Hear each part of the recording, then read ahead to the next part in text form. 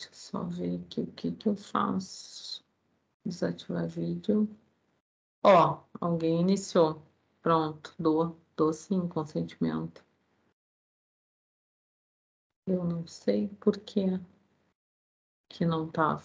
Mas ok, que bom. Não sei o que tinha acontecido. Gente, então. Ai, obrigada. Obrigada por ter ligado. Não sei porque que eu não consegui. Achei estranho. Mas depois eu vejo. Seu de menos. Pode ser alguma coisa de login às vezes. Gente, hoje então, só para situá-los, né? Para a gente iniciar, que a gente tem bastante trabalho para conversar hoje. Isso. Peraí. Ó, foi de login mesmo. Agora ele está pedindo aqui para eu logar. Deixa eu só ver. Ó, mensagem de texto. Envia um código. Tá, bem.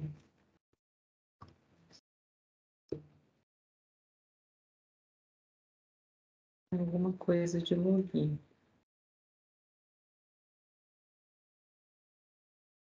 Tá, acho que agora foi. Muito bem. Gente, hoje então, conforme a gente combinou, a gente vai conversar um pouquinho sobre pessoas jurídicas. Eu confesso que é uma matéria mais enfadonha do ponto de vista, assim, de não ser tão movimentada como era quando a gente falava dos direitos da personalidade, né? Mas é bastante importante, né? Na verdade, é uma um dos conteúdos principais, principalmente quando a gente fala no início da graduação.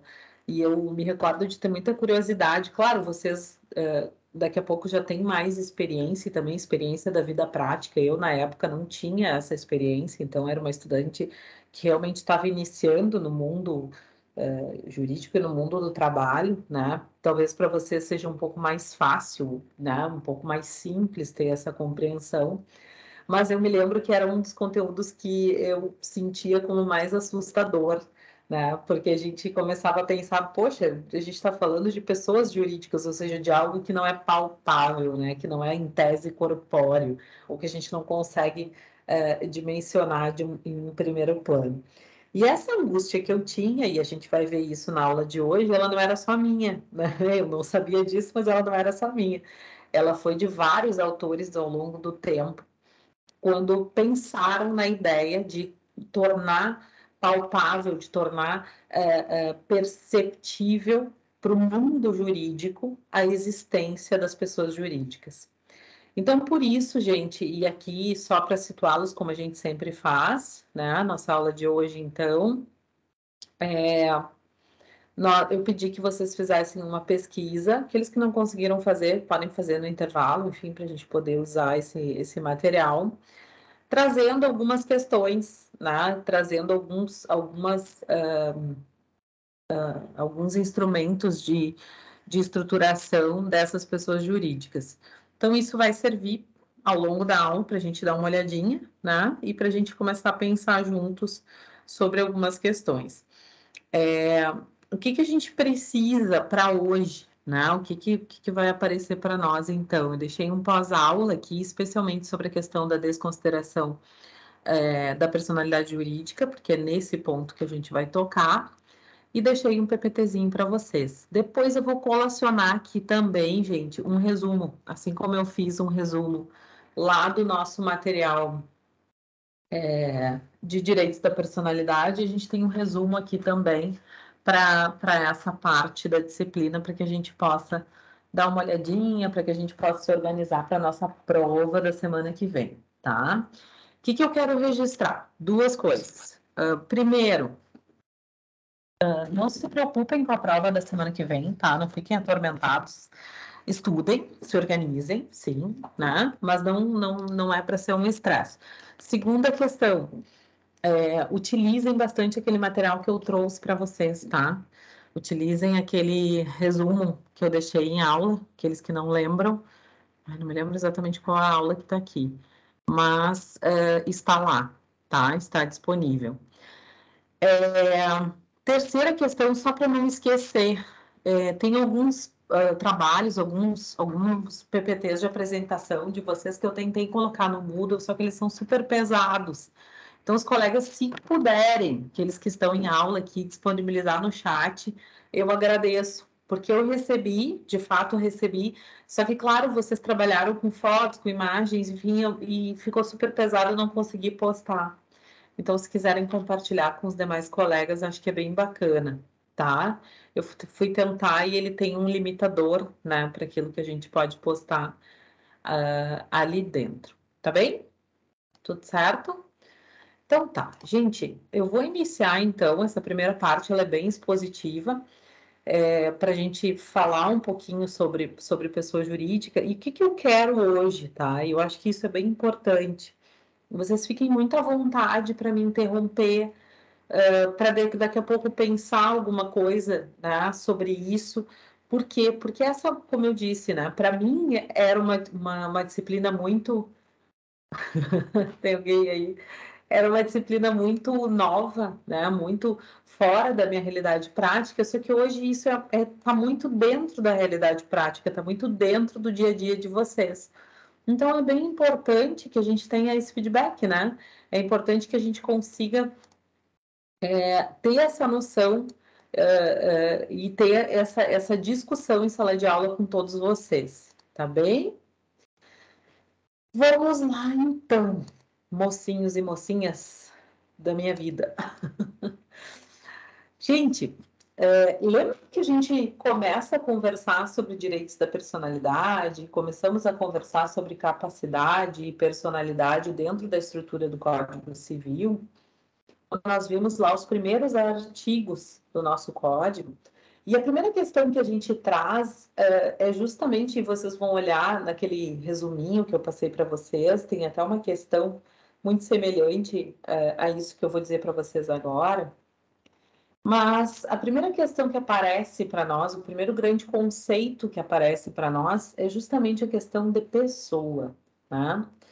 E isso faz com que a gente comece, e toda a nossa conversa até então gira em torno disso, né? Gira em torno da gente entender o que é pessoa para fins jurídicos, né? Para fins do mundo jurídico. E isso é tão interessante e acaba sendo tão importante para os teóricos antes da grande configuração sobre a questão da personalidade jurídica. Por quê? Porque a gente começa a pensar assim, poxa, quando eu falo em pessoa, eu necessariamente estou vinculando a uma ideia de pessoa humana, né? E a gente discutiu isso em vários momentos, né? Inclusive quando a gente falou lá da possibilidade de se reconhecer, por exemplo, os animais como seres sujeitos de direitos dentro da ordem civil. Então a gente tem isso e os autores acabam tendo isso como uma grande premissa, né? Se a gente for pensar na estrutura de personalidade civil e na estrutura quando falamos em pessoa, redundantemente a gente vai entender que estamos falando de pessoas humanas. O que acaba acontecendo e o que acaba fazendo com que isso vá começando a ter uma certa torção nessa conversa toda, né? Por que a gente começa a ter que começar a olhar de uma maneira diferente para isso e pensar, olha, eu não consigo só entender pessoa dentro do mundo jurídico como uma pessoa humana. Por quê? Gente, a gente começa a entender e a perceber que existe uma realidade fática, uma realidade da vida, uma realidade social, que é essa reunião de pessoas vinculada a uma ideia de se buscar uma atividade econômica ou de se buscar um fim em comum, uma finalidade em comum. E isso acaba sendo tão importante para o direito, né? Que a gente começa, e os autores começam a ter que entender e ter que reconhecer essa existência, né? E esse debate ele foi longo, né? Por anos a gente começa a pensar sobre isso, né? Mas da onde, como começa, quais são as características, quem são essas pessoas jurídicas ou essas pessoas que existem dentro dessa realidade social.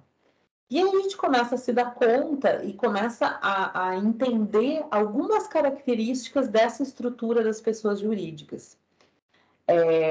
A primeira grande característica vai se referir justamente a essa ideia de reunião, seja uma reunião de pessoas e bens, ou de pessoas, ou somente de bens, né?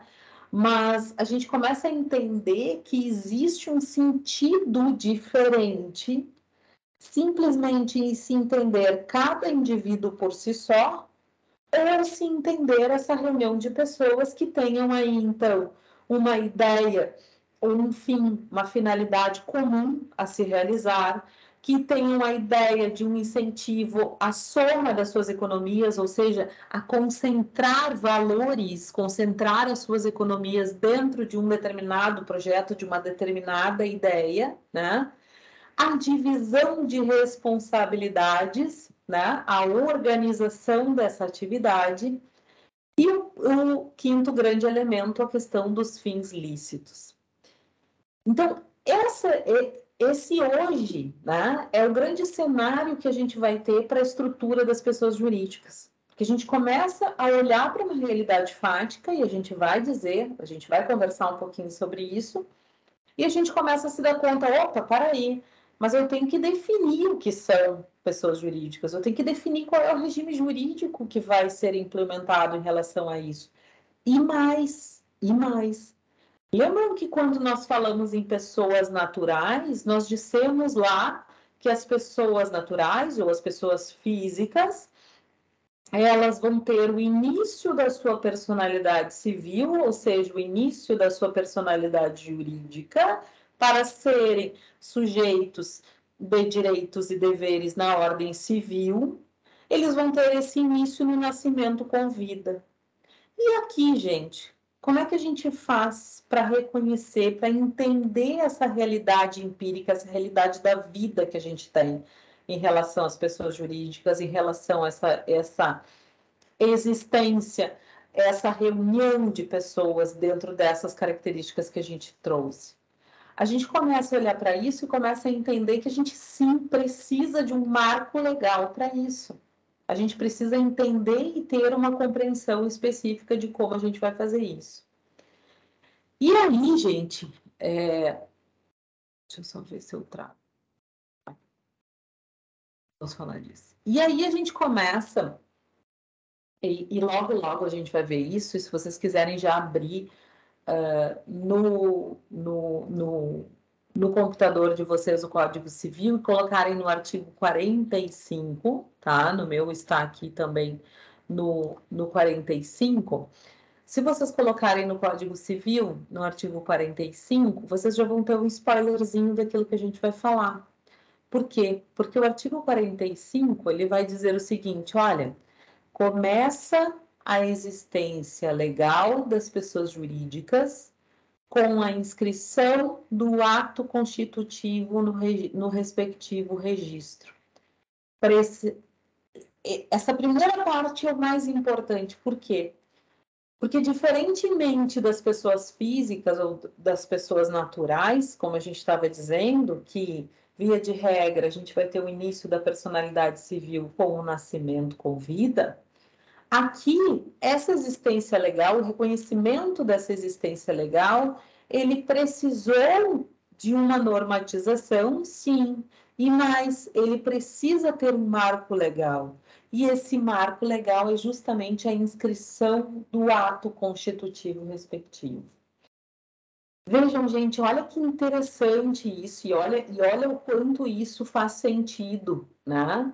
A gente começa a entender que só vai existir para o direito uma determinada pessoa jurídica, ou uma determinada reunião de pessoas reunidas para fins lícitos, o incentivo à soma de suas economias, se nós tivermos efetivamente um registro deste ato constitutivo. Então, primeiro eu tenho que ter lá o meu estatuto social, o meu ato de constituição, e depois eu preciso ter a minha inscrição no respectivo registro.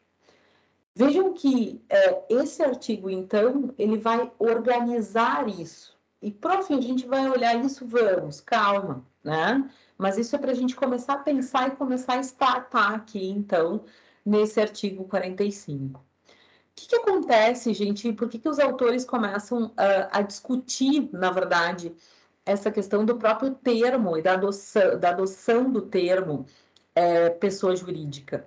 É claro que a gente sabe que hoje esse debate ele perde o sentido, ele não tem mais razão de ser, até porque, como eu dizia lá no início da aula, a gente hoje já consegue entender e já tem incorporado essa noção, né, de estruturação do que é pessoa jurídica, mas à época existia um questionamento justamente no sentido de dizer como eu vou tratar de pessoa se não estou tratando de pessoa humana, né? Então, esse termo, essa questão semântica de vinculação à ideia de pessoa enquanto ser humano, ela acabou fazendo com que se debatesse exatamente sobre isso, né? Por que falar em pessoa jurídica se, na verdade, a pessoa física também tem direitos, também tem um marco legal na ordem jurídica, também vai ser regida pela ordem jurídica? Hoje isso perde sentido, gente, e é tão importante que a gente traga isso. Ai, boa ideia, Andressa. Vou fazer isso. Nem pensei nisso. Excelente ideia. Nem pensei nisso. Te dou uma ideia. Adorei. Vou fazer isso. Eu vou fazer isso e vou tentar postar ali. Pô, excelente ideia. Não, eu confesso que eu não pensei. Eu só baixei e fui lá. Até vou anotar isso. Nem pensei nisso. Calcula isso. Mas olha que interessante, gente. Hoje, então, isso se perde por quê? Porque há um reconhecimento e uma necessidade de se compreender a questão das pessoas jurídicas e mais. Hoje a gente já sabe que existe, inclusive, uma regulamentação para cada espécie de pessoa jurídica, né? E algumas delas a gente vai trabalhar aqui.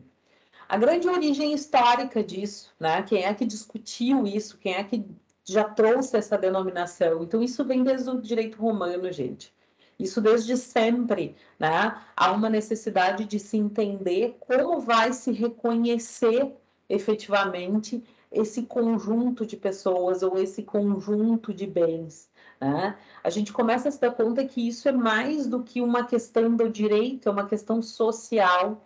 Então, eu tenho que ter um reconhecimento para isso, efetivamente. Eu não posso negar que isso vai efetivamente existir. E como é que a gente passa, então, a organizar e a entender, né, a importância e a concepção normativa, ou seja, a concepção da norma, a concepção do direito sobre isso? É muito importante que a gente entenda, primeiro, que essa pessoa jurídica não basta simplesmente ela existir no mundo fático, e a gente vai entender isso, né? A gente vai entender um pouquinho como o direito encara aquelas pessoas jurídicas que não se constituem na forma da lei, que não atendem os requisitos na forma da lei.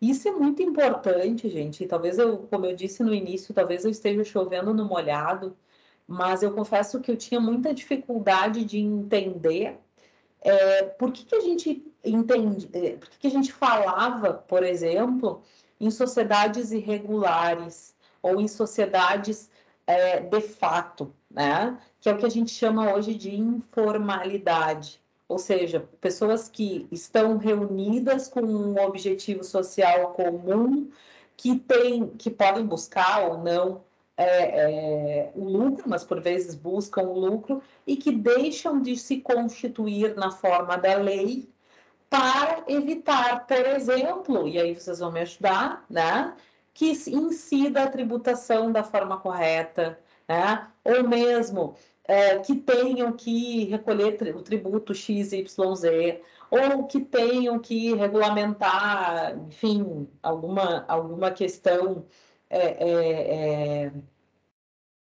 de regulação social ou de regulação da sua própria atividade.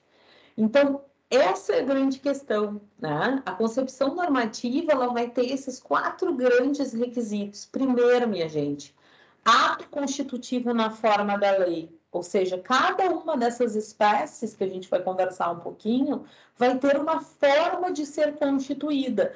E mais, vai ter uma forma de ter os seus atos constitutivos registrados. Né? Vai ter uma forma de registro, de se reconhecer. E por que existe o registro? Olha lá, venham comigo.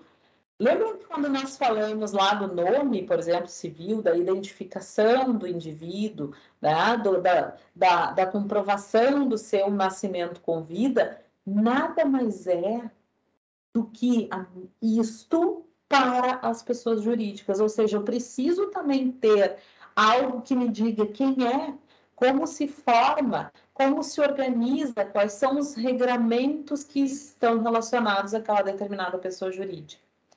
Mas qual é o objetivo social a ser alcançado? Qual é o objeto dessa empresa, minha gente? Qual é o objeto dessa sociedade empresária? Qual é o objeto dessa associação? Qual é o objeto dessa fundação? Ou seja, essa pessoa jurídica, ela nasce, mas ela nasce para uma determinada finalidade, para um determinado fim, percebem? E por vezes a gente tem, isso parece e isso também, a questão da contrafação.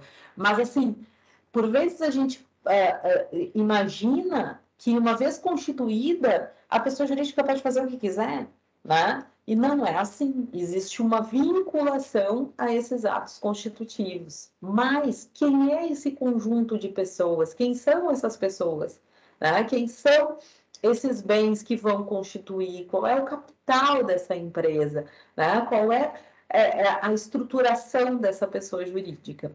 E por fim, gente, talvez esse seja o mais importante ponto que a gente vai tocar, a concepção normativa da pessoa jurídica, ela traz uma ideia de distinção, de dizer, olha, existe uma diferença entre aquilo que é vontade, aquilo que é direito, aquilo que é dever e aquilo que é patrimônio da pessoa jurídica e aquilo que é direito, vontade, etc., de seus membros ou diretores ou de seus, enfim, né, sócios, associados, etc., depender do tipo de pessoa jurídica.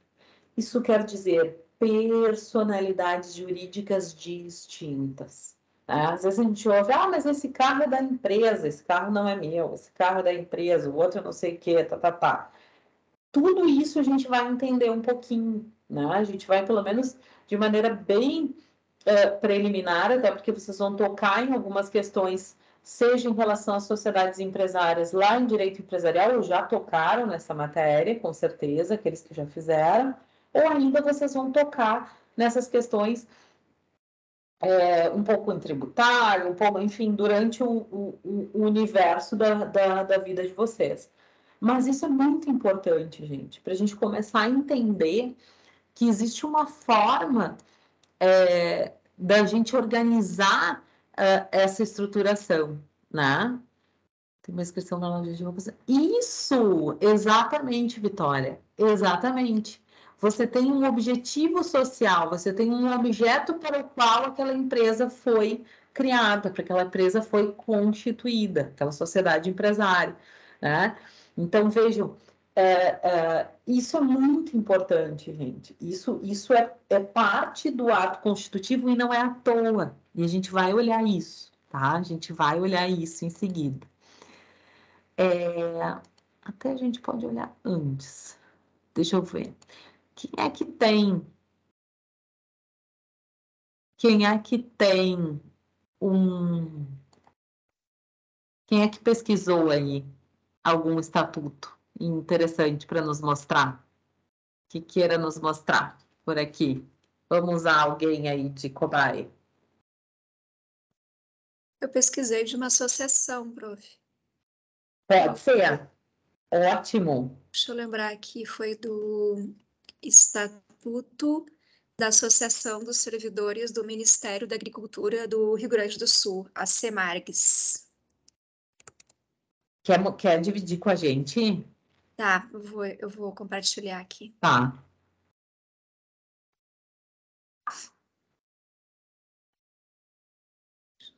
se eu me acho. Estatuto oficial, acho que esse é. Peraí. Show. Nem eu sabia que existia essa associação. Show. Olha lá, gente. Tá aparecendo para vocês ou não? Tá, para Tá. mim tá. Para os Tá. colegas, tá aparecendo? Sim, tá aparecendo sim, professor. Sim, Então tá vamos dar uma espiadinha. Vocês já olharam e provavelmente já olharam, né, gente? Mas eu acho que é importante a gente dar uma olhada com outros olhos. O que que a gente está fazendo aqui, tá? A associação, ela tem uma característica, a gente vai ver um pouquinho disso quando a gente olhar ali a partir do artigo 53, tá? A gente vai falar um pouquinho sobre isso, mas eu já vou adiantar algumas coisas aqui.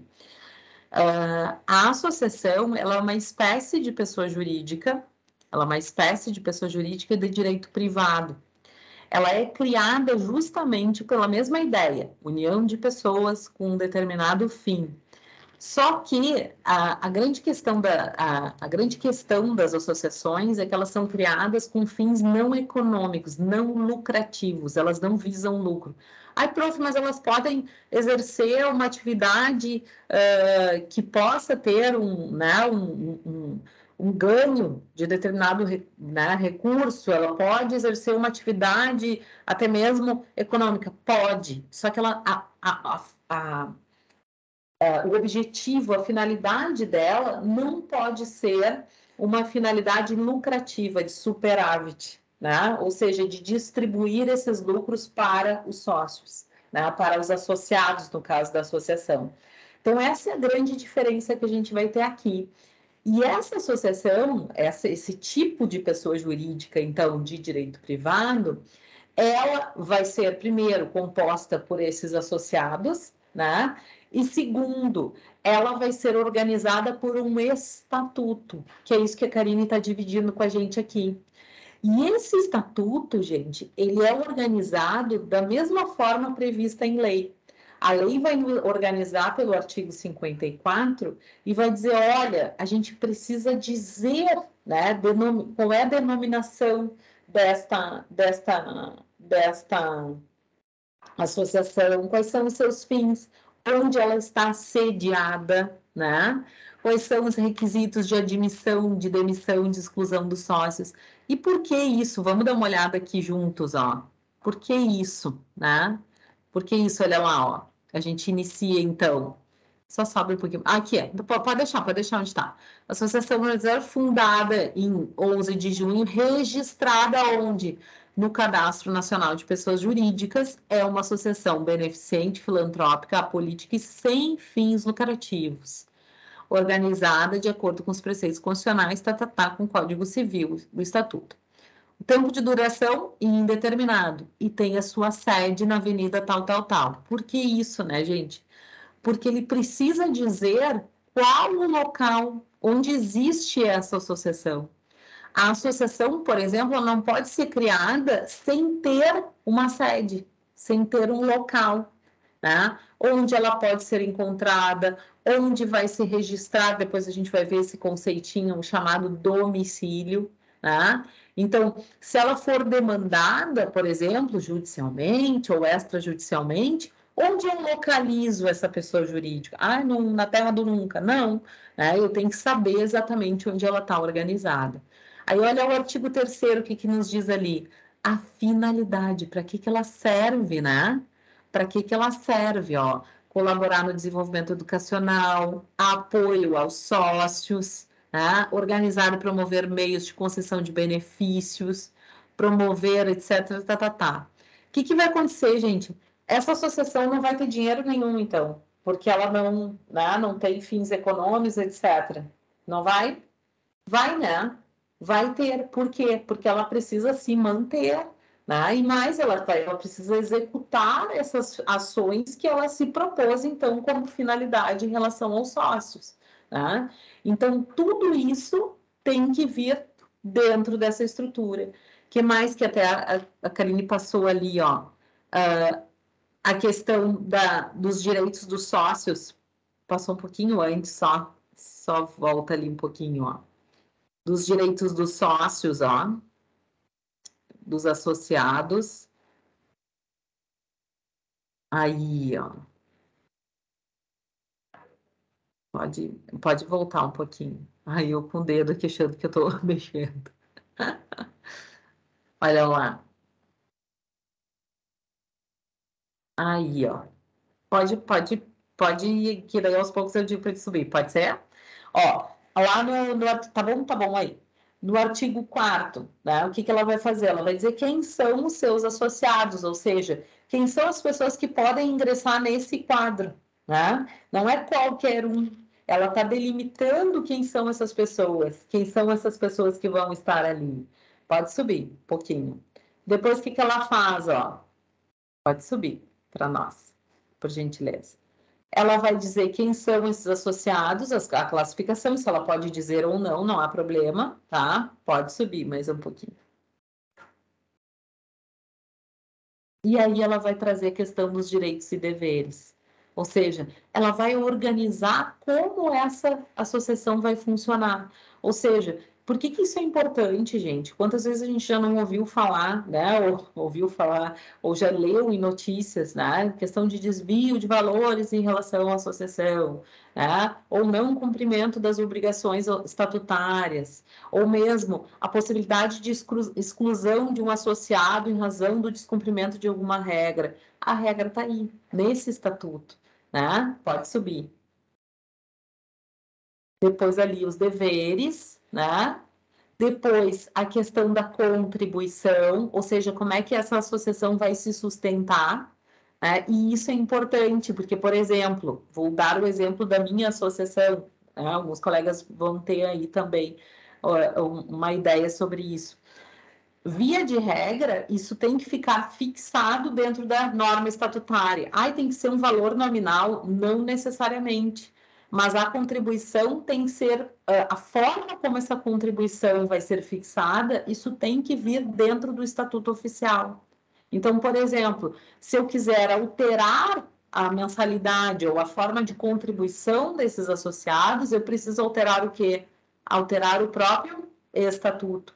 Então, o estatuto precisa ser alterado, e aí vai ter os mecanismos que o próprio estatuto organiza para isso, e ele vai poder fazer essa alteração. Não é assim do dia para a noite a diretoria ou a presidência dessa associação resolve dizer: não, não, não, para aí, né? Muda tudo porque a gente vai alterar. A gente vai alterar essa mensalidade, ou a gente vai fazer um reajuste, ou a gente vai, etc. Isso tudo tem que vir previsto, né? Que é como está aqui, ó, por exemplo, lá no parágrafo 3º aqui do nosso artigo 8º, ó, o aumento do valor da mensalidade fica condicionado ao reajuste do vencimento básico do servidor. Quando houver necessidade de fixação de taxas especiais, ou seja, de valores extra, né, será convocada a Assembleia para deliberação e aprovação. Tá? Que mais que vem, ó? A questão das penalidades, ou seja, as formas de exclusão e de inclusão, né? Como é que ele sai, como é que ele deixa de ser associado, né? Que mais que aparece aí? Vamos subir ali. A estrutura organizacional, ou seja, como é que ele é moldado dentro da associação. E mais, né? Como vai se dar a questão das assembleias, ou seja, das deliberações. Quem decide dentro dessa pessoa jurídica e como decide, né? Então, a questão da aprovação de contas, a questão de eventuais assembleias extraordinárias quando for necessário. Então, tudo isso vai vir ali dentro, né? E mais, a própria questão da gestão administrativa. Quando a gente fala, por exemplo, em gestão de contas, a gente está falando justamente na questão administrativa. A existência de conselhos, por vezes conselhos de ética, conselho fiscal, né? Tudo isso como forma de fazer um controle. Pode subir um pouquinho mais para nós aí. O que mais que a gente tem aí, ó? A diretoria executiva, por quem ela é formada, como é que ela é eleita, né? Como é que isso vai ser moldado, né? Isso também é uma forma de constituição da gestão administrativa da associação, Então, isso é fundamental para que a gente tenha organizado, né? As funções, né? O que cada um vai exercer, como vai exercer, né? O que mais? A atribuição do Conselho Fiscal, que a gente falava agora há pouco, né? Que é essencialmente a questão do exame de contas, o orçamento e administração financeira. Então, tudo isso, gente, prestação de contas, né?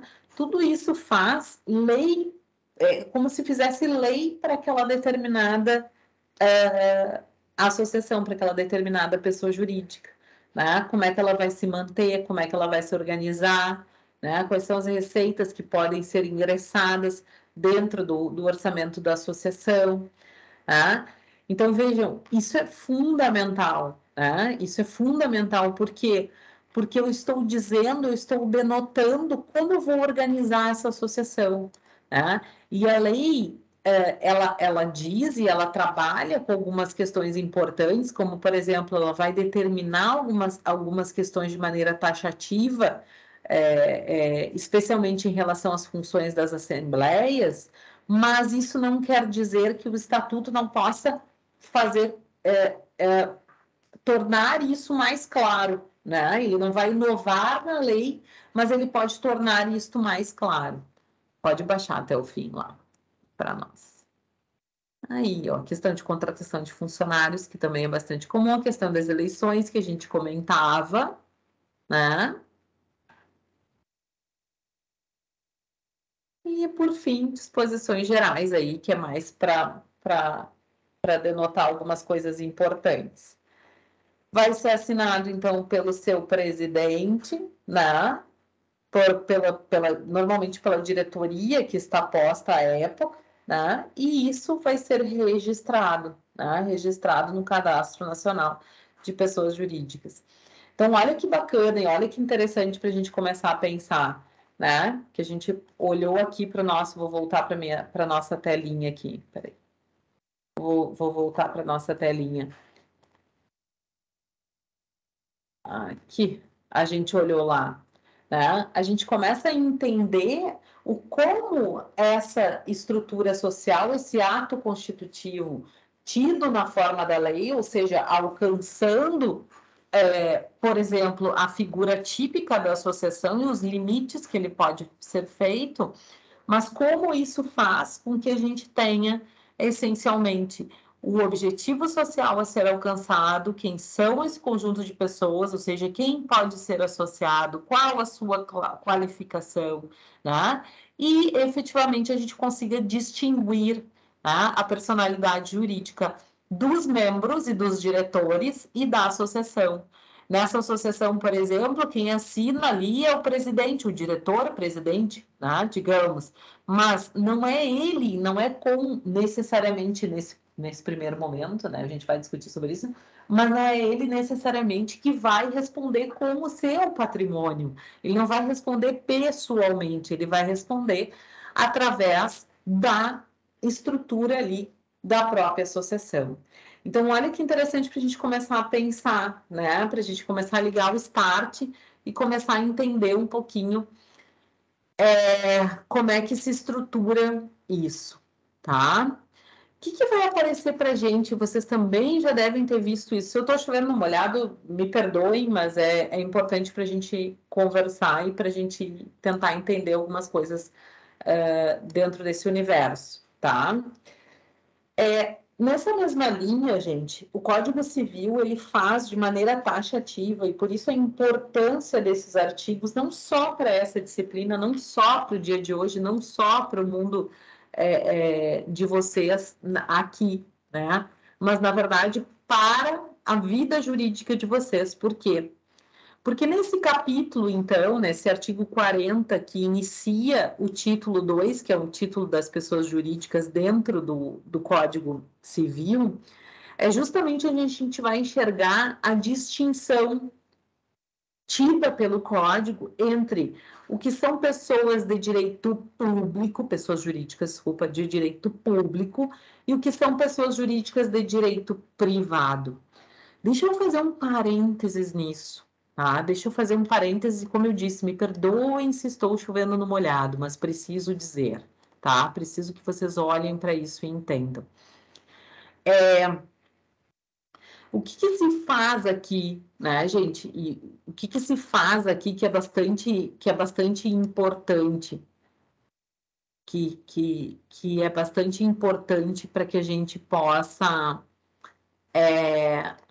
até aqui tem que botar uma tarjinha aqui. Deixa eu botar um vermelho e um risquinho, que a gente vai falar disso. Eu vou corrigir no PPT lá. O que é importante a gente entender aqui, tá? Vamos lá.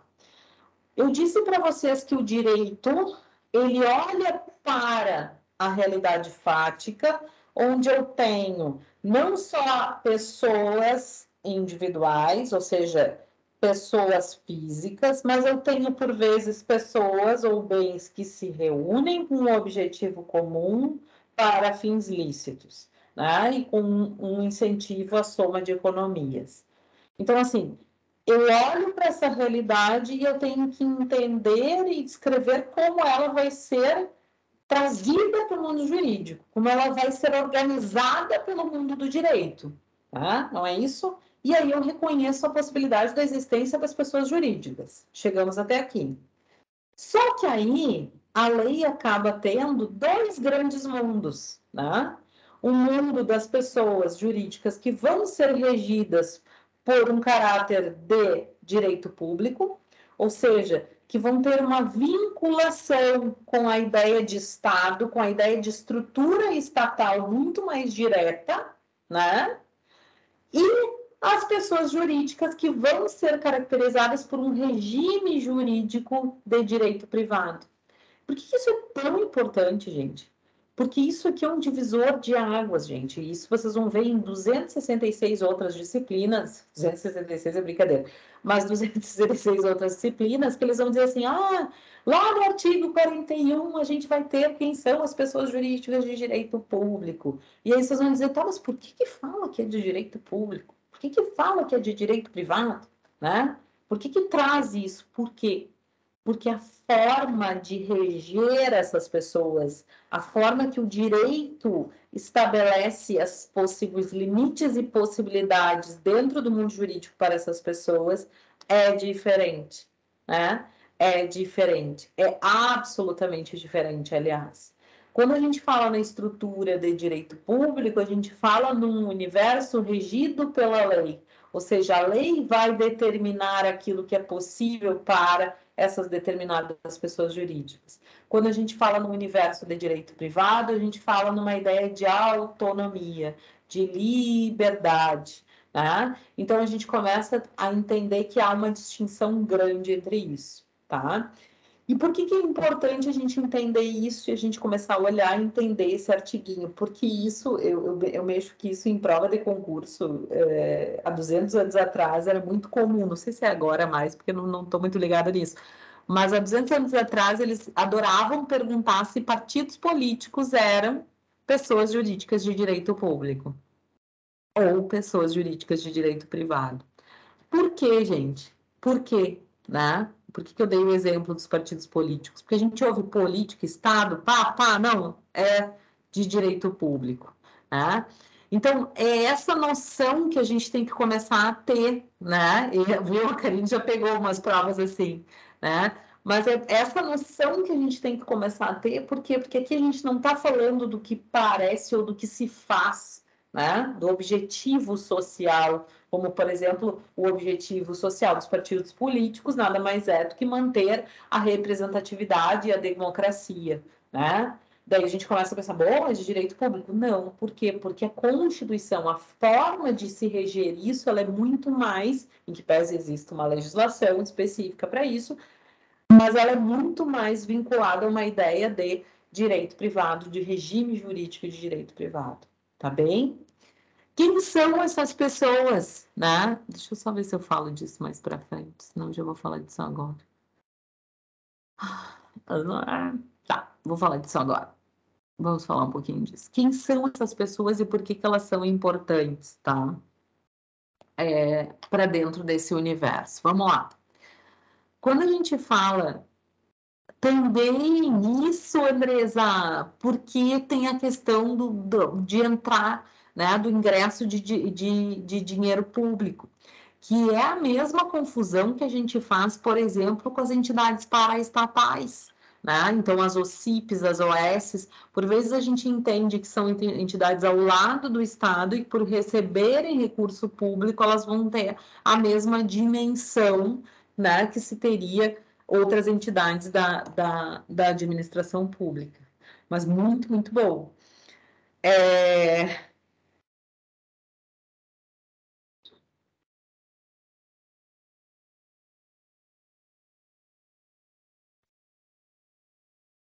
Ai, gente.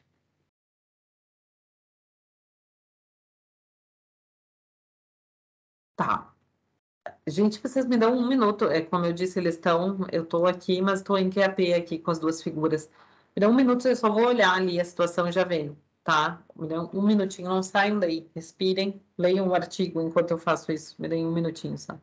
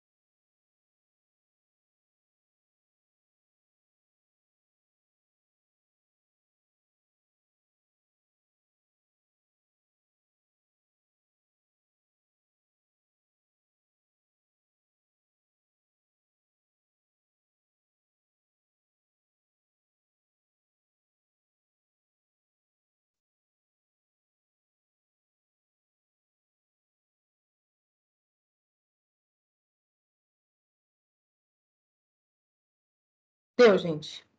De volta.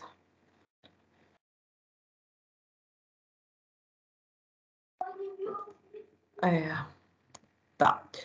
Então, essa divisão, ela é bastante importante. Olha, eu botei virar. Tão louca que eu botei virar. Pronto. Ela é bastante importante. Antes de eu falar um pouquinho sobre isso, e até para a gente entender um pouco quem são essas pessoas jurídicas, eu queria falar um pouquinho sobre essa questão das características, né? E aí a gente vai entrar efetivamente naqueles artigos que nós comentávamos, né? E que são bastante importantes para a gente entender. Então, pedir que vocês abram aí no artigo 45, no artigo 46, e depois nós vamos lá no artigo 1039 e 1052. Não vou colocá-los na tela, mas está aqui, e daí a gente vai dar uma conversadinha sobre eles. Depois a gente vai explicar um pouquinho, passo a passo, quem são essas pessoas jurídicas de direito público, de direito público, e quem são essas de direito privado, só para a gente entender um pouquinho melhor. Mas pelo passo a passo da aula, acho que fica mais fácil da gente fazer assim. Gente, esse artigo 45, ele vai trazer efetivamente, né? Ele vai nos organizar efetivamente, como eu dizia, essa questão da personalidade jurídica, né? Então, essa existência legal, esse reconhecimento da existência legal das pessoas jurídicas de direito privado, e por isso a importância dessa distinção que eu dizia entre pessoas jurídicas de direito privado e de direito público, essa existência legal vai ser reconhecida, então, pela ideia de inscrição dos atos constitutivos. E por que isso, né, gente? Por que isso é tão distinto? Vou dar um exemplo, né? A própria questão, por exemplo, das pessoas jurídicas de direito público interno, como, por exemplo, a União. Estou com um convidado aqui, hoje sou eu que estou com um convidado aqui do lado. Tu quer falar um pouco aqui? Por que tu quer dizer? Quer vomitar. Ah, tá. Já vai. A mãe já vai. Tá. Olha, essa casa tá uma loucura hoje, mas vamos lá. As próprias pessoas, as pessoas de direito público interno, elas vão ter como características, por exemplo, a questão de serem criadas por lei ou mesmo de já existirem, de a sua existência legal já ser prevista constitucionalmente, que é o exemplo da União, estados, municípios, Distrito Federal. A organização da federação, né, cujas pessoas jurídicas de direito público são essas que a gente já deu uma espiadinha ali. Sim, tá uma loucura. Você não tem ideia, mas vamos lá. Não, daqui a pouco vamos tocar a ficha aqui na nossa vida que está sob controle. Ai, minha mãe, gente, meu Deus, acho por isso que existe o dia. Mas enfim. Mas olha só, né? Essa organização da federação e essa divisão, então, de pessoas jurídicas de direito público, ela é prevista na própria Constituição, né? Então, a própria Constituição já organiza isso na estruturação de direito público. Mas, se a gente for olhar, por exemplo, para a própria estruturação das autarquias, né? A estruturação das autarquias, que é uma figura tipicamente, né? Tipicamente de direito público, ou seja, ela é uma priminha, depois a gente vai ver isso, ela é uma priminha, como eu brinco, né? Dos entes federativos, União, Estados, Distrito Federal, municípios, ela também é criada por lei. Isso quer dizer que, via de regra, as pessoas jurídicas de direito público, elas têm por característica uma vinculação muito grande com a questão legal. Ou seja, elas são criadas ou pela própria Constituição, como é o caso dos entes federativos, União, Estados, municípios e territórios, se for o caso, mas Distrito Federal, ou ainda pela própria lei. Por quê? Porque é uma necessidade, gente, dentro da estrutura de direito público, de que a gente tenha uma criação vinculada a uma legalidade mais estrita, né? Até com fins, né, de controle da administração pública, controle orçamentário, etc. Então, isso já é tradicionalmente, vou usar essa expressão, né? Mas isso já é tradicionalmente estruturado dentro da questão e da estruturação do direito público. Não, Cris, sim, é uma função, mas não, vamos tocar a ficha mais um pouco e daí, de repente, a gente toca sem intervalo, se vocês toparem, e aí depois eu saio um pouquinho mais, pelo menos, para ver a situação aqui. Que, olha, quando eu penso que vai melhorar, meu Deus, só confesso que eu não esperava ser essa influenza, viu? Eu achei que era uma gripe dessas comuns, enfim, que ia ficar tudo bem, enfim. E hoje eu meio que me apavorei, assim, eu eu fiz o teste, vim da médica e eu disse, meu Deus, e daí eles estão tomando Tamiflu, enfim, toda a função, né? Espero que eu não tenha isso. Mas, enfim, se Deus quiser, vai dar tudo certo. Então, Mas não adoecem, professora. isso mesmo, é isso mesmo. É impressionante. Alguém tem que ficar, entendeu? Alguém tem que segurar a bronca. Mas o guri do céu, assim, ó. Meu Senhor.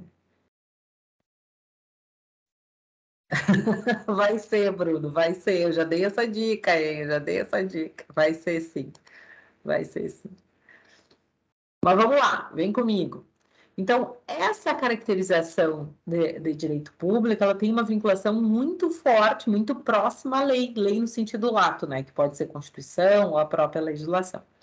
E a caracterização de direito privado, ao contrário, né, e como a gente vê pelo artigo 45, ela vai ter uma vinculação muito mais amplificada, né? Então, eu posso criar pelos meus atos constitutivos, claro, eu não vou fazer o que quiser, não. Como eu disse, por exemplo, no exemplo da associação, a gente tem limitações impostas pela lei, a gente tem uma organização mínima imposta pela lei, que vai fazer com que a gente tenha os limites, né, daquilo que a gente pode criar ou não. Só que pelo fato delas terem um regime jurídico de direito privado, a gente começa a ter uma outra forma de entender a sua própria criação, né? E é o que nos dá, então, o artigo 45, pela ideia de inscrição do ato constitutivo. O que eu queria chamar atenção nesse artigo 45? Ele vai dizer assim, então, vamos de novo, né? A chata do artigo 45, você nunca mais vai esquecer esse artigo na vida, porque esse artigo era outro que era questionado em prova de concurso 200 anos, entendeu? Eu acho que ainda hoje é. Por quê? Porque as pessoas tinham o hábito de entender que as pessoas jurídicas eram criadas simplesmente pela assinatura dos atos constitutivos. Ou seja, o que se fazia? Se pegava lá o Estatuto da Associação dos Servidores Tatatá, que a Karine trouxe para nós, a quem eu agradeço, aliás, né? Então, se pegava esses atos constitutivos, se assinava lá, né? Os atos constitutivos e se entendia, está criada a pessoa jurídica.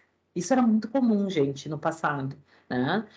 E essa norma, ela vai dizer de maneira específica, não basta que eu faça isso, porque esses atos constitutivos até então estão valendo para quem?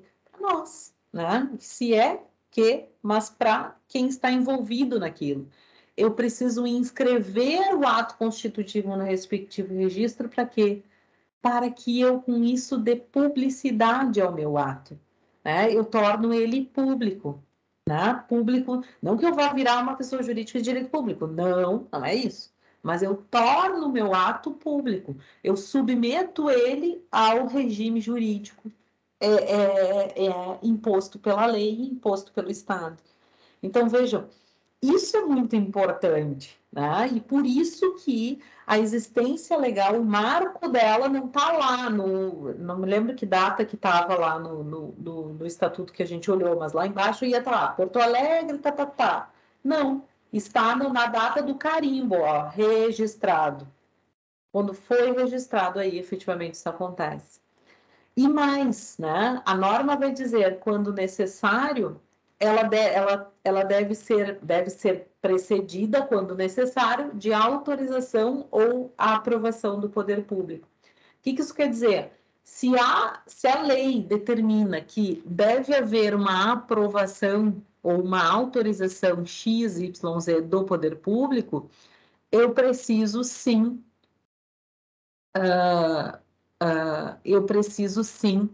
organizar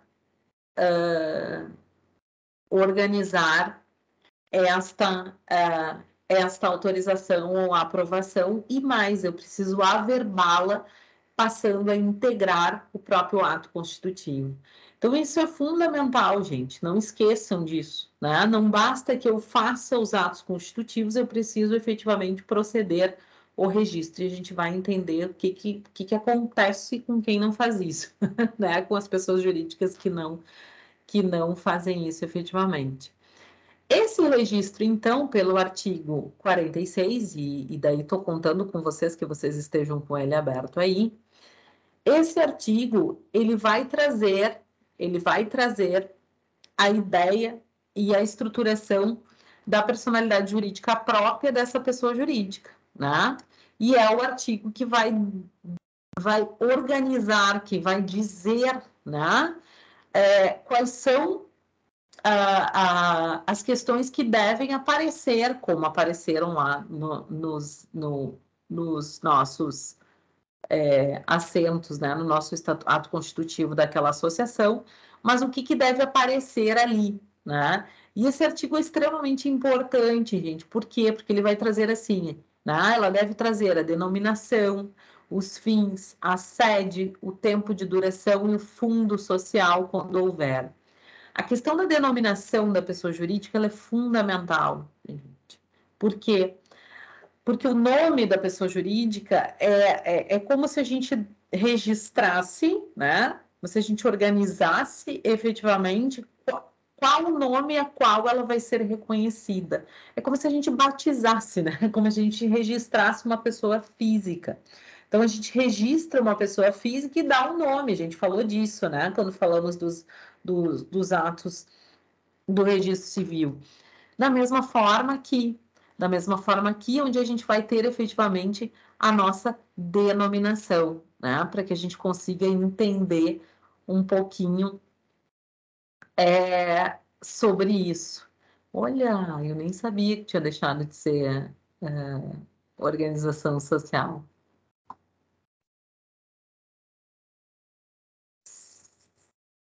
Sebrasp. Era a antiga ESAF, né? Pois é, fazia aqueles cursos grandes, inclusive da Receita Federal.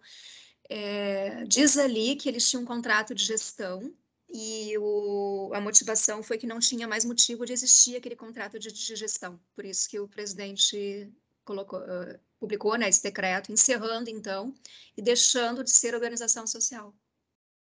Não sei, tá? A história está meio complicada, mas foi semana passada que eles publicaram. Pois é.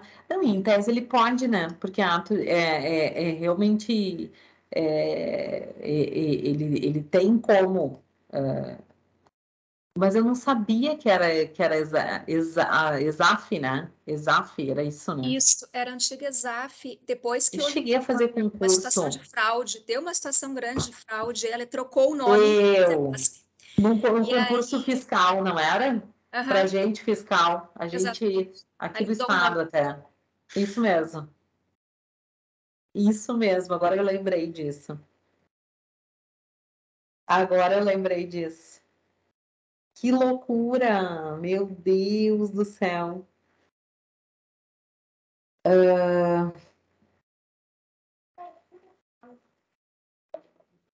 Mas bom saber. Às vezes a gente não. Só encosta para lá. Tá, obrigada.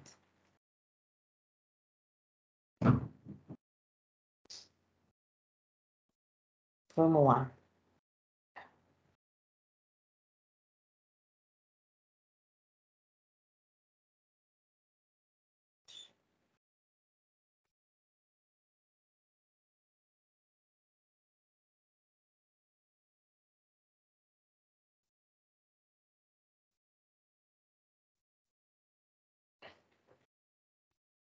Muito bem. Gente, então, essa estruturação da personalidade jurídica, né, ela vai estruturar especialmente a questão do patrimônio, né? Então, primeiro, eu efetivamente faço o início dou o start no início da personalidade jurídica e, ao mesmo tempo, eu estabeleço, então, a ideia de que não há uma confusão entre o patrimônio desses sócios e o patrimônio o patrimônio efetivo da pessoa jurídica, né? Então, isso a gente vai ter efetivamente uma estruturação dentro desse modelo. E o que é importante, gente, principalmente quando a gente fala do artigo 46, que é esse mesmo artigo 46, que vai falar na denominação, nos fins, etc., que vai dizer o seguinte, olha, este registro, né, é neste registro que a gente declara como vai funcionar, de acordo com a lei, né, mas como vai funcionar a questão da responsabilidade dos membros daquela associação ou daquela pessoa jurídica. Por quê? Isso quer dizer que é lá que vai se declarar se esses indivíduos respondem ou não de maneira subsidiária por essas obrigações sociais. E esse é o grande ponto, gente. A grande conversa aqui, a grande questão, e isso vai aparecer na vida jurídica de vocês por muitas vezes, a grande questão das pessoas jurídicas e da gente entender qual é o início das pessoas jurídicas, o início da existência legal das pessoas jurídicas, está justamente vinculado na questão da confusão entre os patrimônios, ou seja, o que é patrimônio do indivíduo, o que é patrimônio da empresa, né? Da empresa, como a gente fala vulgarmente, né? Ou da pessoa jurídica. Por quê, gente? Por que isso é tão importante? Porque depois, quando houver, por exemplo, uma execução de determinada dívida da empresa, né? da sociedade empresária, ou da pessoa jurídica XYZ, é aí que vai se discutir efetivamente em quem vai se buscar essas obrigações sociais, né? Em quem vai se buscar essas obrigações da pessoa jurídica. Isso é tão comum, né? Isso é tão comum, essa discussão ela passa a ser tão importante que ela começa a ser esmiuçada no próprio Código Civil. Então, o Código Civil, o novo Código Civil, então, agora já velho, porque é de 2002, mas ele vai trazer essa questão de maneira expressa, né? E vai trazer justamente essa questão da comunicabilidade ou da incomunicabilidade dos bens, lá no artigo 1039 e no artigo 1052. Então, ele vai trazer aqui, ó, por exemplo, dizendo o seguinte, lá no artigo 1039, né? Ele vai dizer, somente pessoas físicas podem, por exemplo, né, podem tomar parte na sociedade em nome coletivo, respondendo todos os sócios solidária e ilimitadamente pelas obrigações sociais. Então, por exemplo, o código na sociedade em nome coletivo, e essas sociedades todas vocês vão ver em direito empresarial, ou já viram em direito empresarial, essas sociedades em nome coletivo, você vai ter, por exemplo, uma comunicabilidade dos bens. Né? Por quê? Porque é típico dessa sociedade, por ser tida como uma sociedade de pessoas, mas é típico dessa sociedade que há uma possibilidade de se responder, né, de maneira ilimitada em relação às obrigações sociais. Diferentemente, se a gente for olhar no artigo 1052, a gente vai ter uma outra espécie de sociedade, que é a chamada sociedade limitada. E aí muitos de vocês vão dizer, é a LTDA, né? Que é a antiga LTDA, que já há muitos anos as pessoas já conseguem enxergar isso de maneira mais natural, né? Por quê? Porque essa sociedade limitada, ela tem como característica essa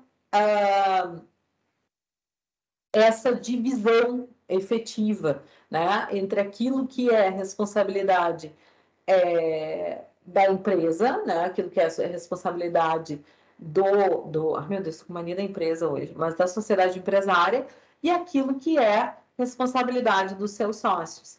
Então, vejam, existe um regramento para isso dentro da própria lei, e não é à toa, gente. E quando vocês forem ver, por exemplo, obrigações, vocês vão entender o que significa, só dando um spoiler, né, para a gente começar a entender.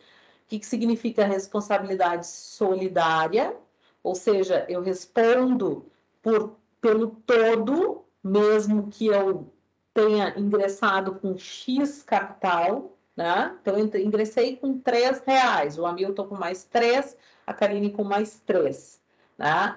No total, nós temos um capital, teríamos um capital de 9. Mas nós, na sociedade limitada, não integralizamos esse capital. Eu paguei 1, a Karine pagou 2, o Hamilton pagou 3. O Hamilton é o único que integralizou.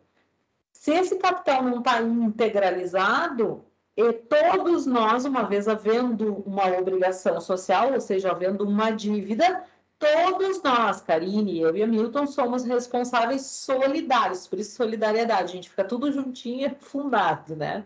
Então, nós somos responsáveis solidários por integralizar, então, essa obrigação social. Por quê? Porque não houve a integralização do capital. No momento em que há a integralização de todo o capital social a que se foi proposto, então lá eu dei 3, 3, 3, estou dando um exemplo, tá? Eu passo a ser responsável somente até o valor da minha cota. Então, é isso que a norma vai dizer.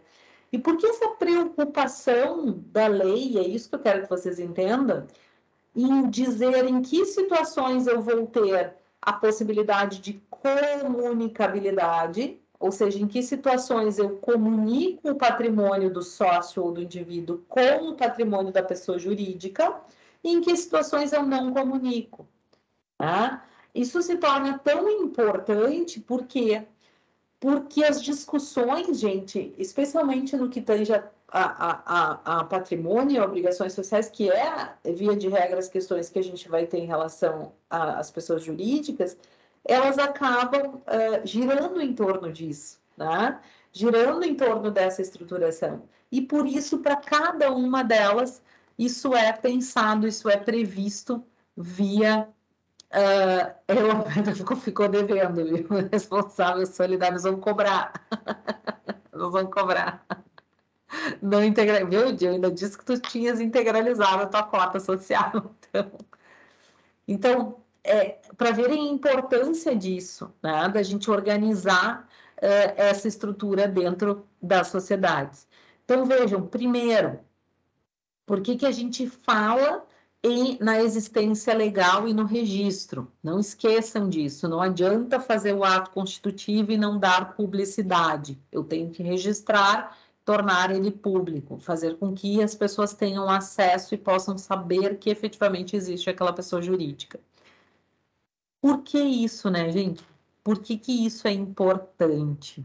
Vamos lá, tá? Por que isso é importante? Como eu dizia para vocês, o que acontece? Por vezes, as pessoas criam, né, pessoas jurídicas ou fazem que criam, como a gente diz, e não estruturam, né, não fazem um registro. Por quê? Porque não querem necessariamente que as pessoas saibam, porque não querem pagar os tributos que, né, deveriam, etc. E isso faz, como a gente dizia agora há pouco, só que isso faz com que a gente tenha o que a gente vai chamar mais adiante de sociedades de fato ou sociedades irregulares. Isso quer dizer, sociedades que não têm personalidade jurídica, né? Por quê? Porque não fizeram o passo certo para fins de registrar os seus atos constitutivos e de modo que são tidas como sociedades, aspas, né? Vou usar o aspas aqui, mas são tidas como sociedades desviantes. Por quê, né, gente? Por que isso? Por que isso acaba sendo importante para a gente espiar? Por quê? Porque aí sim essas sociedades não estarão regidas por essa legislação. Eu não vou estar protegida, pela lei, por exemplo, que diz que eu só respondo com o meu patrimônio até o valor da cota que eu integralizei na sociedade limitada. Por quê? Porque eu já integralizei a minha cota e, portanto, eu respondo até essa limitação. O que é isso, né, gente? Por que a gente fala disso? Porque é obrigação da pessoa jurídica que ela faça efetivamente esse registro, que ela dê conhecimento.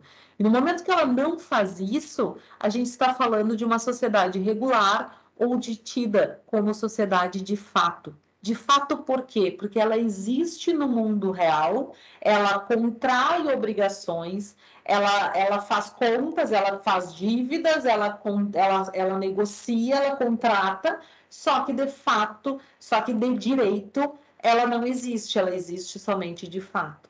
Isso faz com que a sociedade não esteja regular e mais, faz com que a sociedade não seja considerada para fins jurídicos, percebem? Então, na verdade, o que eu tenho lá? Eu tenho um amontoado de pessoas.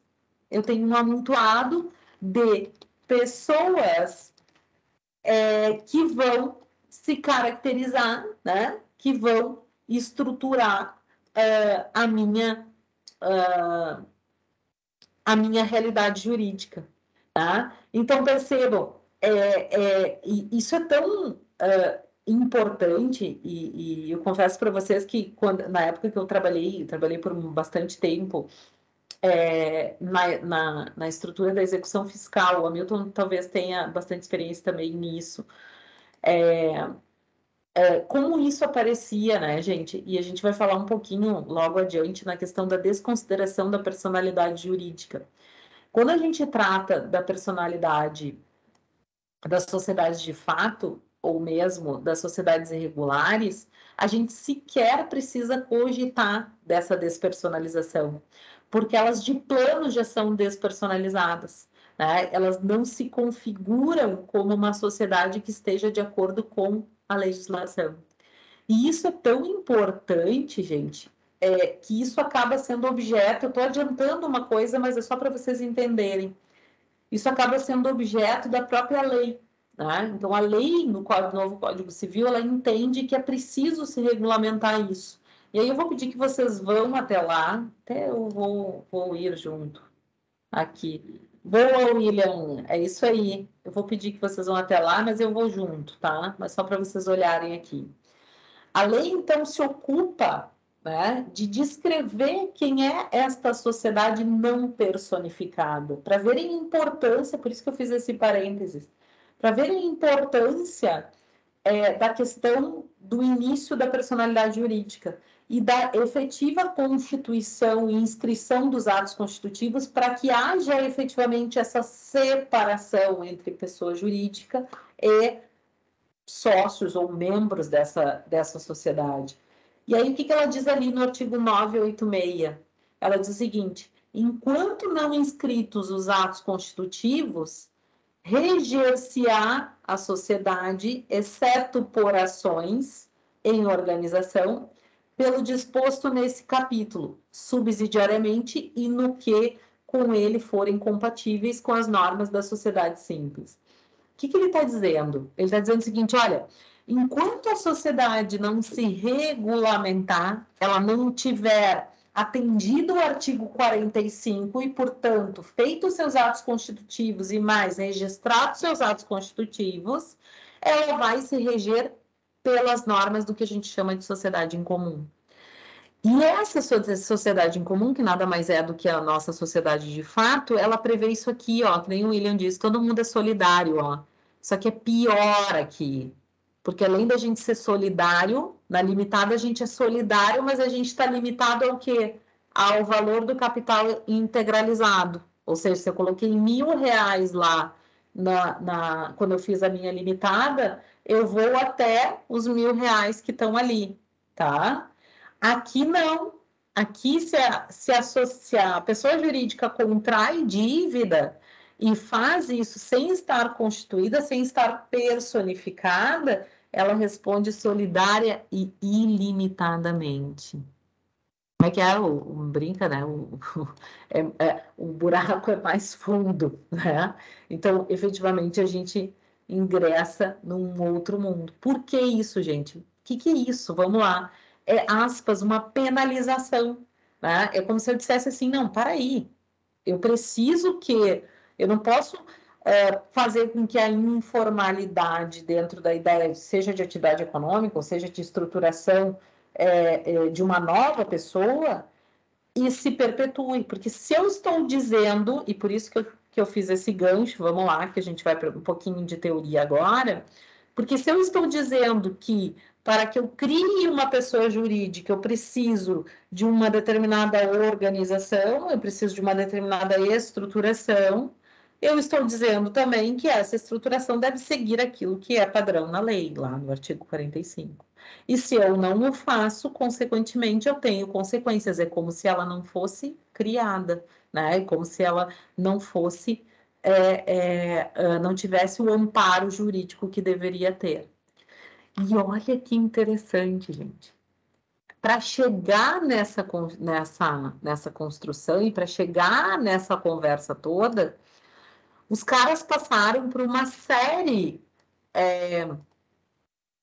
de teorias, né? Então, assim, vocês vão me dizer, ai, mas tudo tem uma teoria maldita nesse direito civil, tudo tem uma teoria maldita. E aqui mais ainda, tá? Mas o que vai interessar para nós? O que é importante a gente entender um pouquinho dessa história aqui toda? O que acontece, gente? Os caras começaram percebendo o seguinte: primeiro, né? Existe uma realidade fática, existe uma estrutura que a gente tem que pensar e que a gente tem que tentar entender como a gente vai fazer isso e como a gente vai caracterizar isso.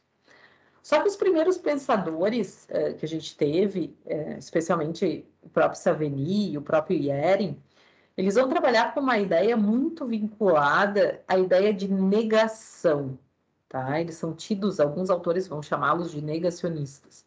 Ou seja, eles vão dizer, olha, e eles são negacionistas por uma série de outras questões de direito civil, já conversei um pouquinho com você sobre isso. Eles vão dizer, olha, na verdade, a personificação, né, da pessoa jurídica, ou a personificação jurídica dessa realidade fática que a gente entende como uma reunião de pessoas voltadas para um fim lícito, né, para um objetivo em comum, etc., isso seria, na verdade, uma ficção. Isso, na verdade, seria algo imaginário, algo criado pelo direito. Ou seja, o direito vai criar uma ficção e, portanto, em cima disso, ele vai estruturar como isso vai ser pensado. Dessa mesma forma, Yering, então, vai trabalhar com o que a gente chama de teoria individualista e vai dizer o seguinte, não, junto com isso, a gente ainda entende que essas pessoas jurídicas não podem ser sujeitas de direitos e deveres, elas não, como elas são uma ficção, como elas são algo irreal, eu não posso entender, e por isso essas teorias são tidas como negacionistas, mas eu não posso entender que elas efetivamente façam com que o direito as reconheça enquanto indivíduos, né? E hoje a gente sabe, gente, que em que pese essa teoria da ficção ela tenha um cunho de verdade, porque a gente sabe que a forma de implementação e de criação das pessoas jurídicas, ela vem efetivamente de algo não palpável, necessariamente. Eu tenho uma sede, eu tenho um nome, etc., mas eu não tenho uma pessoa personificada, né? Então não deixa de ser uma ficção, mas a gente sabe, e o código reconhece isso, né? E isso é reconhecido de maneira expressa, inclusive a gente falou isso em alguns momentos em sala de aula, né? Como, por exemplo, o próprio artigo 52 do Código Civil, ele vai dizer, olha, aplica-se às pessoas jurídicas no que couber a proteção, inclusive, dos direitos da personalidade. Então, o que dirá as próprias questões patrimoniais, né? Então, há um reconhecimento em que pese essa ideia de ficção, mas há um reconhecimento em termos, hoje, né? Em termos da existência efetiva das pessoas jurídicas. Dentro disso, gente, e por muito tempo, inclusive, quando a gente falou um pouquinho desse debate sobre a ideia de pessoas jurídicas, foi tão interessante, porque muito tempo se falava, e ainda na época que eu estudei, ainda se falava em pessoa moral, né? Ainda se utilizava essa expressão. Pessoa moral, por quê? Porque se entendia que era algo impalpável, né? Incorpóreo. Então, era tido como uma pessoa... né, criada pelo direito ou personificada efetivamente pelo direito. E aí surge, então, e esse é um grande divisor de águas, que é justamente a teoria orgânica ou da realidade objetiva, que é trazida por Gierke. Gierke vai ser o primeiro a falar e a reconhecer essa realidade como algo com vida própria. Ele vai dizer o seguinte, olha, em que pese nós tenhamos uma série de indivíduos, né, e nós tenhamos efetivamente, aspas, uma ideia de ficção, nós temos objetivamente, ou nós conseguimos entender que as vontades desses indivíduos se unem para fins de uma vontade própria. É o exemplo da associação, tá? Eu vou lá, eu vou me reunir, aquela assembleia vai decidir, vai deliberar, e, portanto, vai emitir uma vontade. Não é a vontade da presidente, digamos que eu fosse presidente da Associação dos Delegados, isso não vai acontecer, né?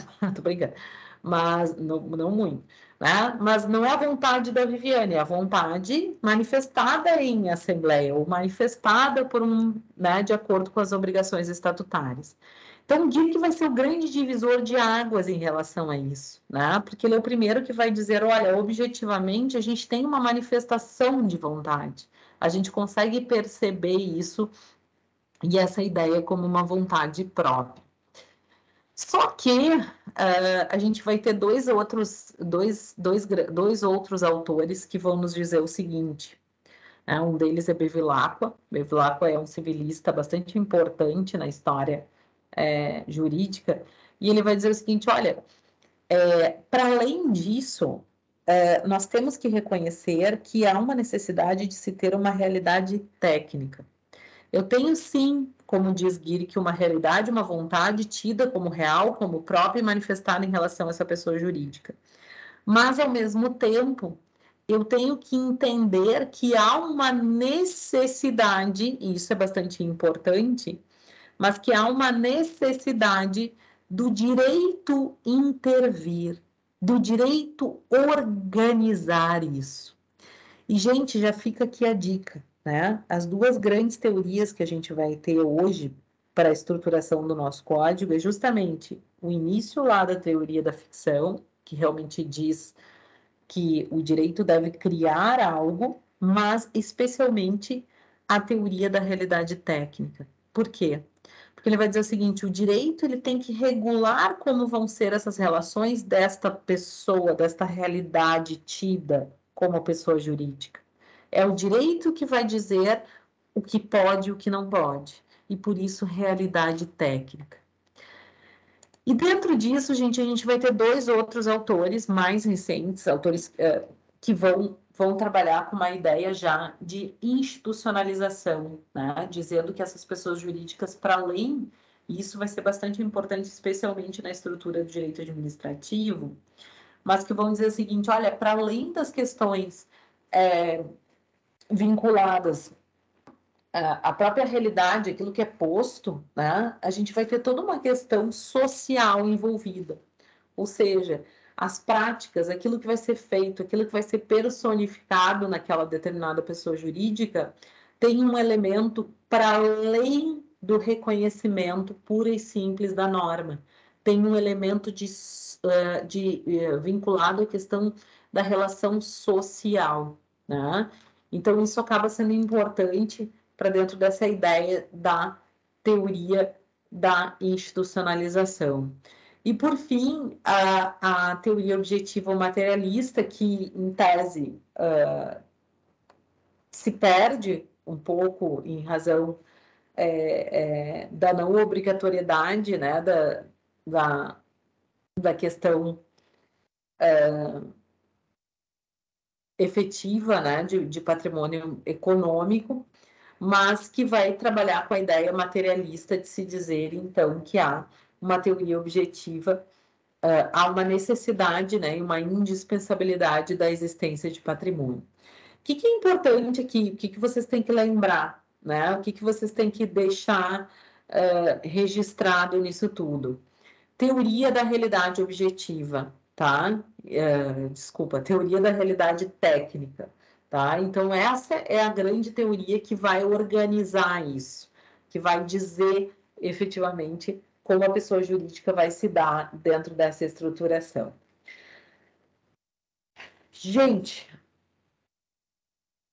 vamos lá. O que mais que é importante? Vamos lá. O que eu queria dizer para vocês e queria trazer um pouquinho da própria questão da lei de registros públicos e, como eu disse, para depois a gente voltar um pouquinho, antes de falar da desconsideração, a gente vai voltar para aquele slide falando um pouquinho de quem são as pessoas jurídicas de direito público e de direito privado. Quando a gente fala nesse início, nessa Constituição, existe também uma estruturação trazida pela própria lei de registros públicos, né? Isso, em parte, ele vem descrito na própria norma, no próprio Código Civil, né? E a gente tem uma disciplina própria também para fins de registro. Por que isso é importante, né? A gente entender a identificação da pessoa jurídica, etc. Porque não é qualquer ato constitutivo que vai ser aceito para fins de registro. Tá? Então, eu preciso efetivamente seguir essas normativas para que a gente possa efetivamente ter essa estruturação, tá? Então, esse artigo, esse artigo 46 do Código Civil e também a própria Lei de Registros Públicos é quem vão dimensionar isso e organizar isso, tá? O que eu quero ainda que a gente veja? Vamos dar uma olhadinha nisso aqui só para a gente entender quem são essas pessoas, tá? E como é que elas funcionam e por que dessa grande distinção. E aí eu vou fazer o seguinte, tá? Se me permitem, a gente fala um pouquinho disso aqui e aí eu vou deixar, então, as questões de desconsideração da personalidade jurídica para a nossa aula pós-prova, né? Para que a gente possa conversar um pouquinho mais sobre isso, enfim, para que a gente possa se organizar também em relação a isso. Gente, vou falar um pouquinho, então, dessas pessoas jurídicas de direito público, e aí depois eu falo um pouquinho sobre as de direito privado, porque elas são distintas e importantes. Primeiro, como eu dizia para vocês, né, se a gente for pensar numa estruturação de regime jurídico, a gente vai estar vinculada à questão constitucional ou de lei. Tá? Já disse isso e já trouxemos isso como uma estrutura. E a gente vai ter dois grandes âmbitos, né? E isso é importante para a gente entender dentro da estrutura do mundo jurídico, por isso o Código Civil nos traz isso.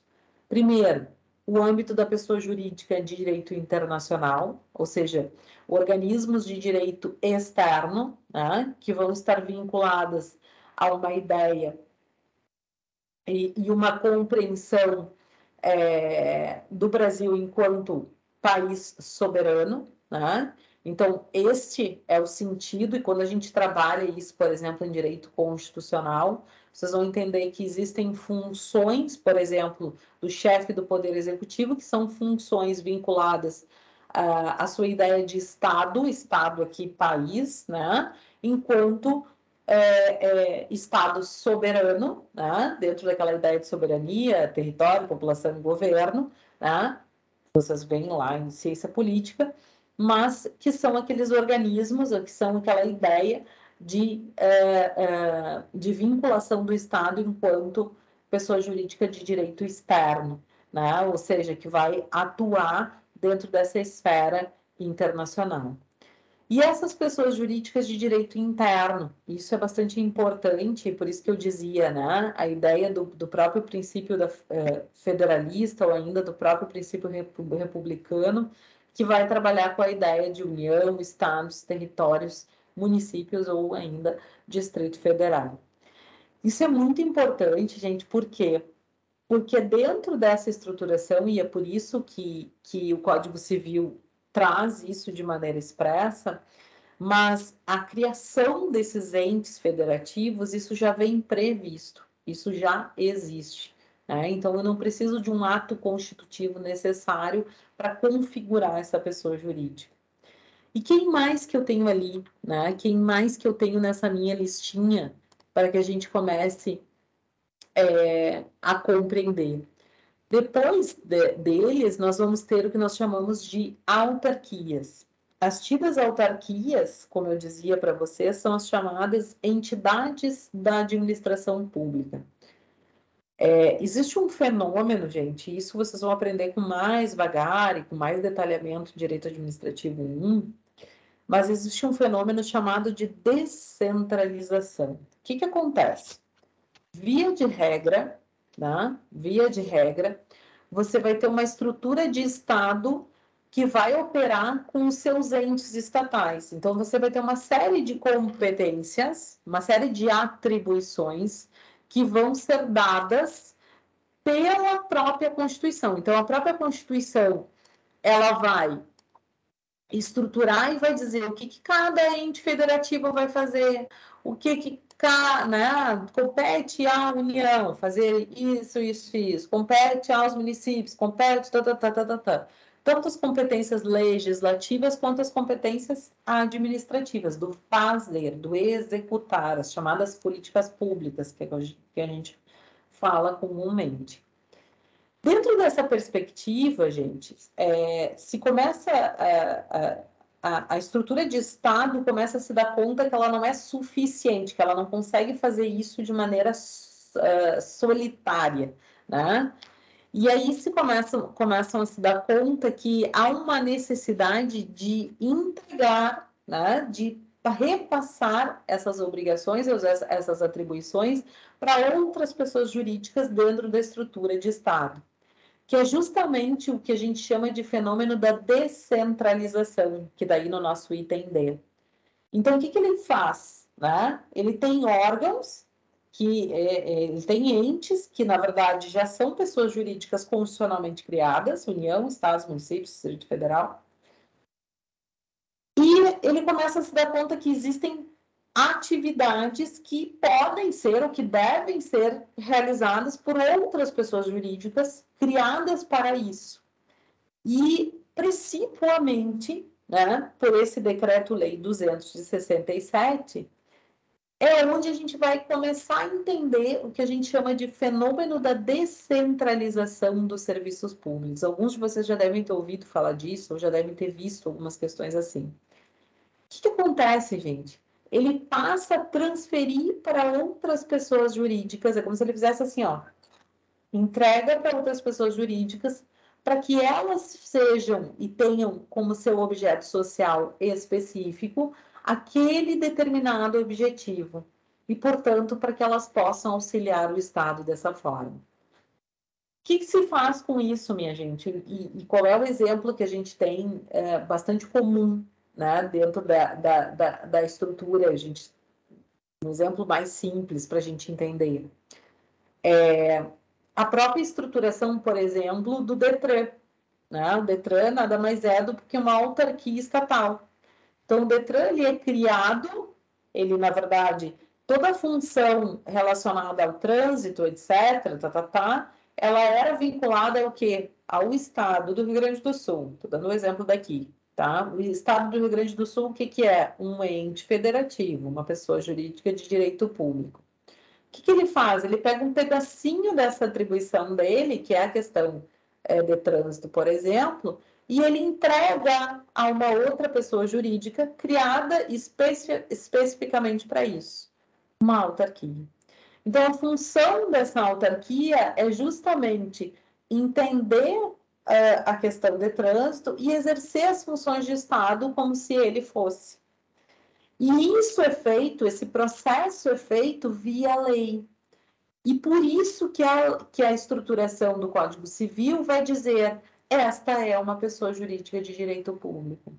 Por quê, minha gente? Por quê? Porque ela é parecidinha, porque ela é extremamente semelhante à própria estrutura de Estado. Percebem? Então, esse é o movimento que vai ser feito, autorizado pelo Decreto-Lei 200 de 67. Então, o Código Civil, ele nada mais faz do que reconhecer a característica, o regime jurídico dessa entidade. E aí, gente, olha que interessante, né? E por que a gente bota ali atenção? Não se deve confundir pessoa jurídica de direito público com administração pública.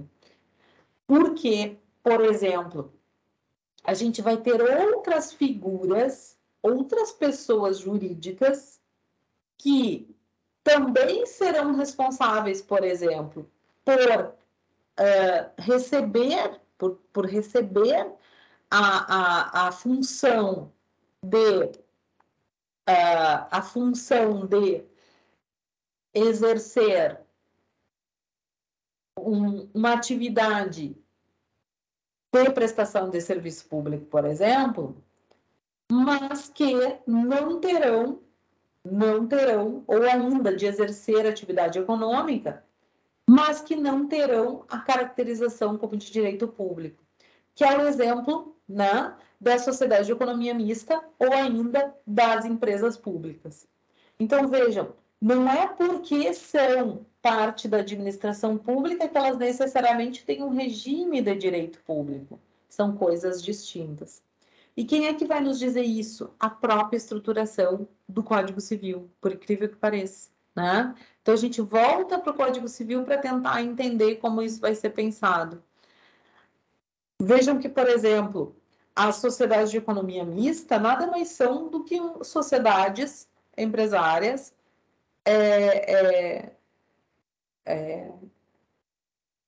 por ações, tipicamente sociedades por ações. Qual é a grande diferença que a gente vai ter? Né? E vocês vão ver isso em direito empresarial, enfim, mas qual a grande diferença que a gente vai ter? A integralização do capital. Ou seja, eu vou ter uma integralização do capital muito maior, ou maior, pelo menos 1% maior, do que feita pelo Estado, feita pelo Estado do que, meu Deus, do que realizada por capital privado. Então, vejam, não confundam isso, gente. Não necessariamente eu terei uma vinculação à ideia de administração pública com o regime jurídico de direito público. Não necessariamente. Tá? Então, esse artigo ele é extremamente importante porque ele vai designar exatamente que pessoas são essas. E aí, como é que ele vai fazer isso? Né? Como é que ele vai estruturar tudo isso? Como é que ele vai fazer com que a gente entenda essa formulação? Existe um artigo extremamente importante, e especialmente quando a gente fala em ordem econômica, que se refere à questão da livre iniciativa. Lembram que eu disse para vocês? O regime jurídico de direito público é muito mais vinculado a uma estruturação de lei, porque requer que o agente público ou aquele que esteja investido na função pública faça somente aquilo que a lei determina. E aí disse para vocês que o regime jurídico de direito privado, ao contrário, ele tem uma função muito mais vinculada a uma ideia de que eu posso fazer tudo aquilo que a lei não proíbe. Ou seja, eu tenho liberdade, eu tenho autonomia. E esse primado não é diferente quando a gente fala na estrutura da ordem econômica. O artigo 170 da Constituição, ele vai prever a possibilidade de se ter, então, lá, né, que a gente tem a possibilidade, a gente fala muito disso, especialmente quando a gente está em época eleitoral, mas a gente tem a possibilidade de trabalhar com a questão da livre iniciativa, né? Então, vejam que é justamente esse artigo que vai nos trazer essa possibilidade de se criar essas pessoas jurídicas. E que pessoas jurídicas são essas, né? Especialmente as previstas lá pelo Código, né? O Código no seu artigo. Então, 44, ele vai dizer, olha, essas pessoas jurídicas são as associações, as sociedades, as fundações, as organizações religiosas, os partidos políticos, né? Os partidos políticos e as empresas individuais de responsabilidade limitada, que eu até lá no início coloquei uma tarjinha, né? Por quê? Porque a gente teve há pouquíssimo tempo, em 2021, uma medida provisória que extinguiu a possibilidade das empresas individuais de responsabilidade limitada, né? O que era isso, gente? Era a criação efetiva de uma empresa, né? Para se distinguir o patrimônio do sócio, né? Sendo ele um só, por isso individual, e do patrimônio da própria empresa. E aí se entendeu, então, por alterar efetivamente o regime jurídico da sociedade limitada, prevendo a possibilidade de se ter um sócio só na sociedade limitada. Então, houve essa inversão e, por isso, o sublinhado. Se vocês forem olhar no próprio código, vocês vão ver que a gente teve uma medida provisória aí trazendo isso de maneira específica. O que é importante a gente entender aqui, né? Essas modalidades de pessoas jurídicas de direito privado. Então, isso é fundamental que a gente entenda que pessoas jurídicas de direito privado são essas. Prof, a gente vai ver todas as sociedades, né? Todas as sociedades simples e todas as sociedades empresárias. Não, isso vocês vão trabalhar especialmente quando trabalharem lá em direito empresarial. Mas o que é importante para a gente saber, né? O que é importante para a gente ter uma ideia, para a gente ter notícia, para a gente começar a entender um pouquinho dessas pessoas jurídicas.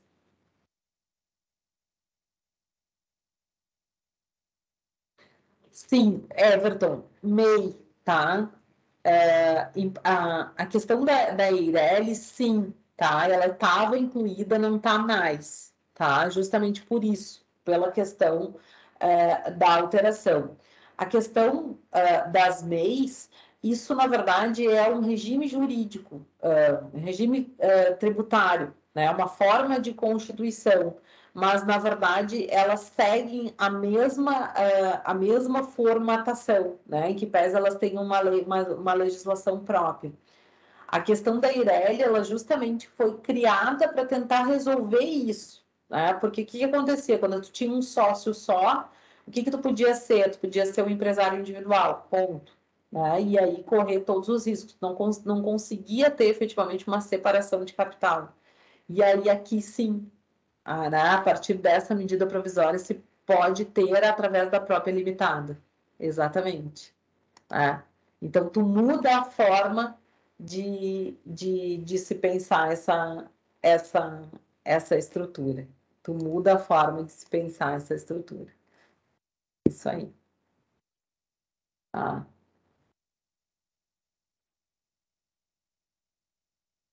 Isso aí. Tá? Gente, o que é importante, tá? A gente entender um pouquinho quem são essas associações, né? Quem são essas fundações, né? Como é que elas vão funcionar, como é que elas vão ser organizadas. Eu vou pedir, realmente, gente, assim, né? Vou pedir escusas, né? Eu realmente estou no meu limite aqui para a função deles. Isso, a gente vai até aqui, né? Para a nossa prova, fiquem tranquilos. E aí a gente retoma na aula seguinte, né, com todo o gás, enfim, e tranquilidade aí para efetivamente a gente conseguir se concentrar e ir adiante, tá bem? Eu peço desculpas, enfim, tentei tocar direto assim para a gente poder se organizar, mas realmente está bem complicado por aqui. Mas vamos lá, vai dar certo. Tá? Daí a gente retoma na aula que vem, na aula que vem não, na aula seguinte, aula que vem então a nossa prova, na aula seguinte. Aí, em seguida, eu já lanço as notas junto com as notas dos trabalhos, tá? Acho que isso eu acabei esquecendo também de trazer para vocês e de explicar, tá? Para a gente poder se organizar. Tá bem? Então, tá. Obrigada, gente. Agradeço. Estudem pelo materialzinho que foi dado ali. Acho que